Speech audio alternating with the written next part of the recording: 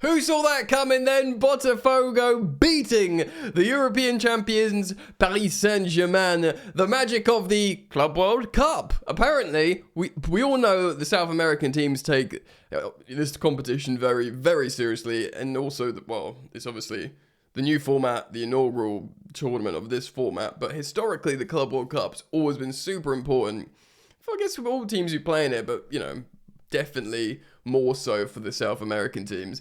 And this will mean everything to the Botafogo beating Paris Saint-Germain 1-0, which is incredible because this is like a massive spanner in the works because they are now top of the group with 6 points, 2 matches played. I think all they need is a draw in the final game and PSG won't top the group. In fact, Atletico Madrid could go out. They're third. This genuinely is very, very exciting, and it just show you it's not going to be like a cakewalk for the PSGs of this world. Maybe Bayern Munich, of course, we saw them stick 10 past some farmers. That's a bit cruel. It was actually a really great occasion, and you saw the goalkeeper switch shirts with Neuer and stuff. So it's an amazing story. I'm just being silly, but welcome back to Football Yannick. Here, where I react to all the big stories in football that at least I find interesting. Massive results like this, transfer stories, just other football related stories. Thanks for joining me. An amazing support of late here on the channel, so I'm very, very thankful of that. We are on the road to, I suppose I can say, 20,000 subscribers. So if you want to be a part of that, hop on board. Everyone's welcome. Like and subscribe. Now, this is an absolutely huge result from Botafogo. Let's have a look here on SofaScore to show you. Look at this.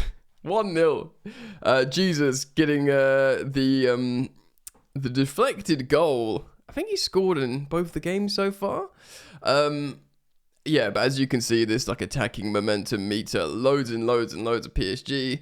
But when it counts, there it is. The goal past Donnarumma. Deflection, fortunate, but well earned and defended. So as you can see, it was a rotated PSG side, but this PSG side, it's a rotated PSG side that, still had Hakimi, Hernandez, Donnarumma, still had Pacha, of course Marquinhos arrested, but Beraldo comes in. You've got Vitinha, Zaire Emery in the midfield with Mayulu in there. It's still Gonzalo Ramos, who's very, very high profile centre forward still, that cost a lot of money. And then he's flanked by, desired, gifted, Désiré Doué, and of course Kvaratskhelia. When you've got Maradona there, and Doué and Ramos in front of Vitinha, it's an amazing team. And it's obviously rotated to keep them all fit. But they defended so well, Botafogo. I must say, look, I watched extended highlights. I didn't watch the game. It was in the dead of the night for me over here in the United Kingdom. And also, look at the players that came on, that featured. So, Lee came on, João Neves and Fabian Ruiz to make that super midfield, and they played well. Nuno Mendes, the other superstar fullback, comes on in the 55th minute. I mean, Lee really goes for it. They all come on early in the second half. And then Bacola comes on as well, who scores what was an offside goal. And let's have a look at the stats as well, just for further context. 75% possession, no big chances. Amazing. Love it. No big chances with 16 shots and 75% possession, because I guess that Bacola goal was offside. One big chance from Botafogo. 1 goal, baby. Only 4 shots in total. Lovely stuff. And a couple of goalkeeper saves as well. Only 1 corner to PSG's 10. 15 fouls to 11 from PSG, to be fair. It's just lovely stuff, isn't it? The all-important goal was scored fairly early. It's the 36th minute. And there is a deflection to take it past Donnarumma. It's one of those goals. But, don't buy a ticket. And you player of the match, Vitinha, ranked the highest. PSG ranked, higher than Botafogo. But there's one stat that counts. And that is the scoreline. And PSG lost the game. Luis Enrique will be fuming. Look at the standings down here, as you can see. above my head. They are now 6 points after 2 games. 2 games, 2 wins. And, yeah, man. I mean, PSG have obviously slapped Atletico 4-0. We all thought it was curtains. And now, all they've got to do is not lose. And they'll definitely top the group, which is incredible. And who have they got to play? I think they got to play Leti still, which is tough. But, you know, not lose.